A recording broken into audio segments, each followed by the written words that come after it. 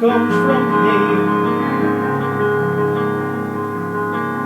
the Holy One, the great I am, your loving life, truth, harmonia, in the one we are, peace our being, fullness of life.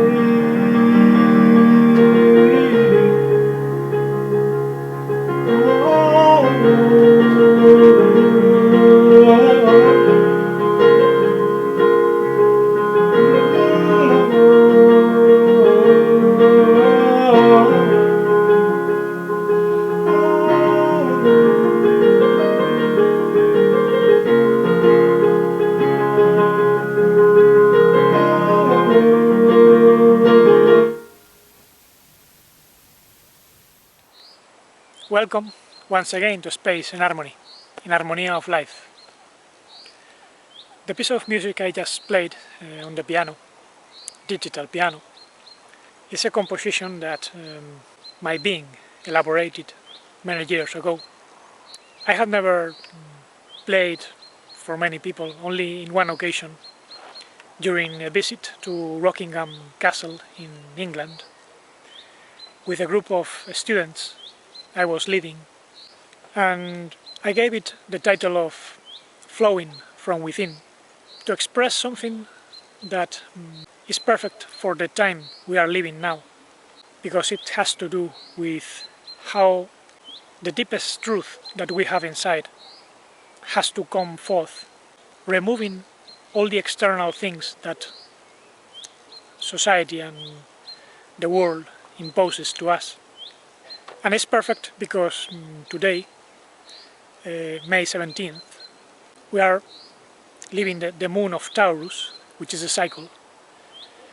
There are 13 moons, as you know.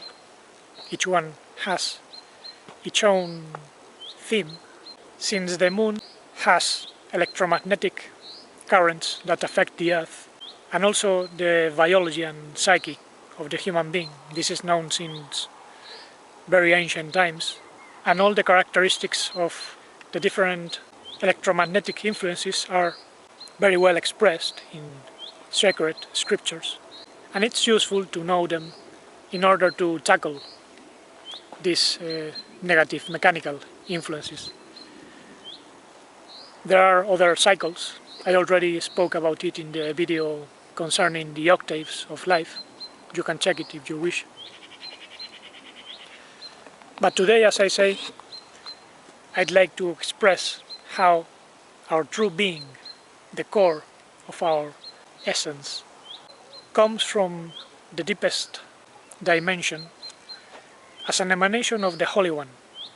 Therefore, the most important thing to start with is the connection. Actually, there is a Hebrew letter that represents the theme of this moon of Taurus, and is the letter Vav, which symbolizes the connection with our inmost dimension, so it can flow outwards. And it flows following stages, we might say, which are obviously described, and they can be summarized in 4.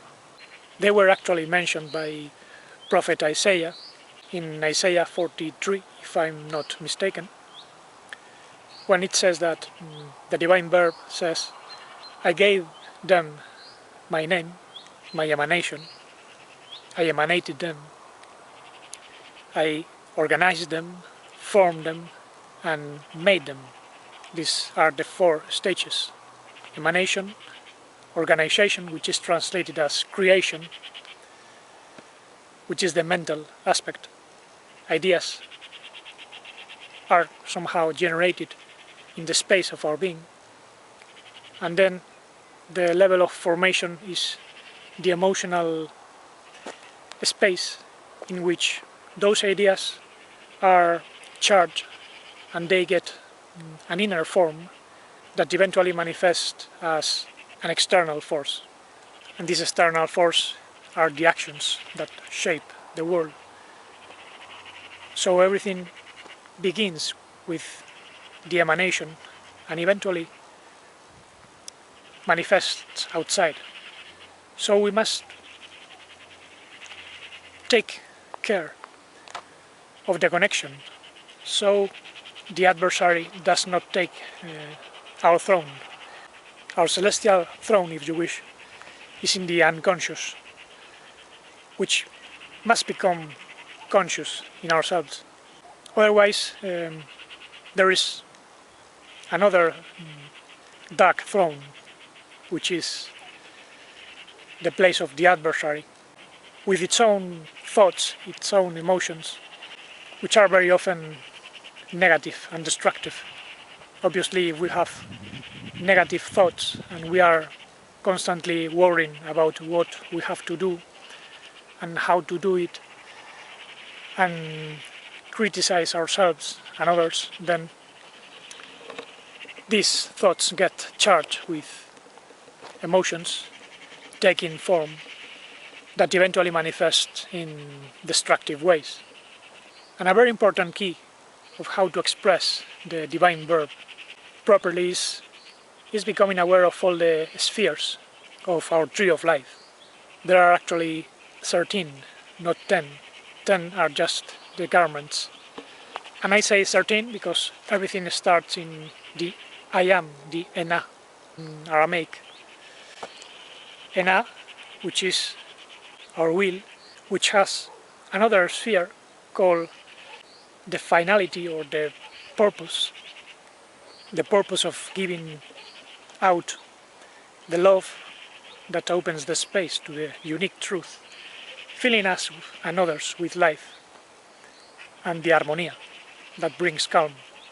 This main purpose is what gives us the ability to distribute, give out our gifts as kings.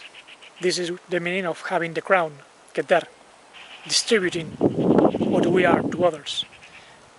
And we cannot do that randomly. There is a wisdom, which is like a seed. There is an intuition, an idea, and this idea must come forth supported by other ideas, which is like the flourishing of a tree or a flower from one seed. From the one comes multiplicity. And once there is this movement from wisdom to the intelligence or understanding of multiplicity, then there is another sphere called that, the universal conscience, which is the point in which we already know who we really are and which is our mission, all the interrelations, all the aspects that can help us within and outside. Once we have this pure conscience, then we can have true mercy, which is not only being merciful with others, but also with our true essence, because it's the divine in us, the expression of the Holy One. But we must also be able to have some restriction.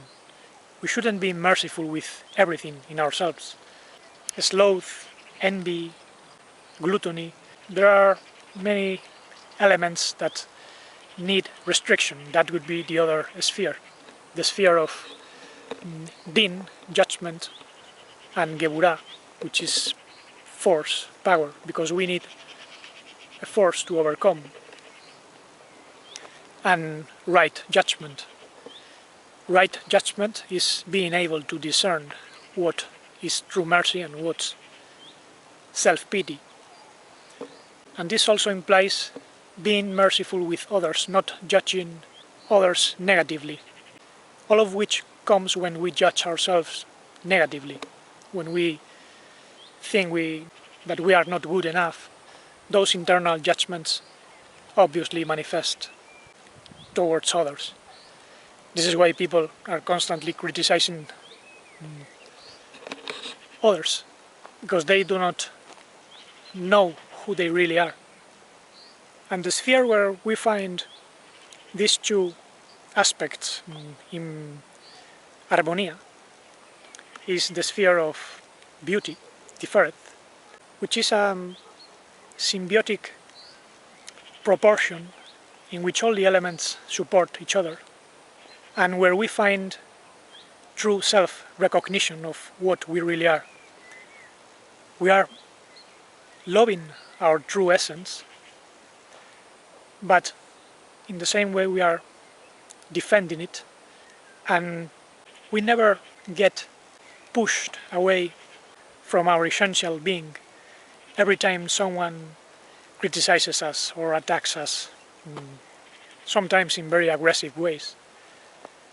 Enarmonya proportion gives us the ability to remain anchored in our true essential being, which gives us another characteristic, which is the sphere of Netzach, victory or success, if you will, which is never on the top. In the divine being, there is no above and below. We always start from within, from the inmost dimension.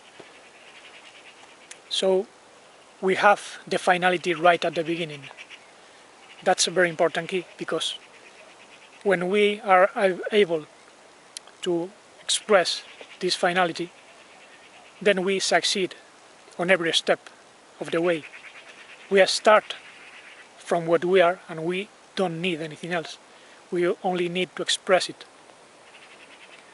And this also leads us to humility.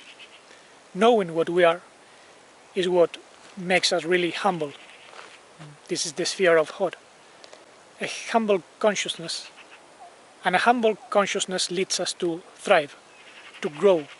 This is the sphere of Yesod, where the divine being multiplies in us and also around us. If you notice, every tree and every plant is different. There is not a single flower and tree which is exactly the same as the others. Even in this nature which is modified, we can find some echo of the original abundance and creativity. And this abundance and creativity comes from within.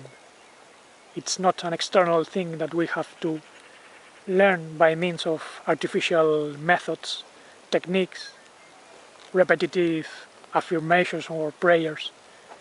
It's something that must come by means of self-discovery and growth. The expression of the divine love that wants to be expressed through each one of us. And that's precisely what leads us to exist in the sphere of the kingdom of life, the true kingdom in which we are kings and queens, expressing our true gifts of divine life. Therefore, I invite you to listen to what your true essential being is telling you. I speak from experience, since I witness how this is true when I compose music or make videos or write. I've been finding this truth in many areas of my life, and I can attest that this is true. This is not a theory. So, as I say, I invite you to listen to what your inner being is telling you. Establish a conscious connection, and then you'll find the essence of your being communicating thoughts that take the form with vitality, emotion, and finally come forth. And this leads to succeed in every step of the way, overcoming darkness, and always led by the love that opens the space to the unique truth that fills us with vitality and the serenity of true Enarmonya. Blessings.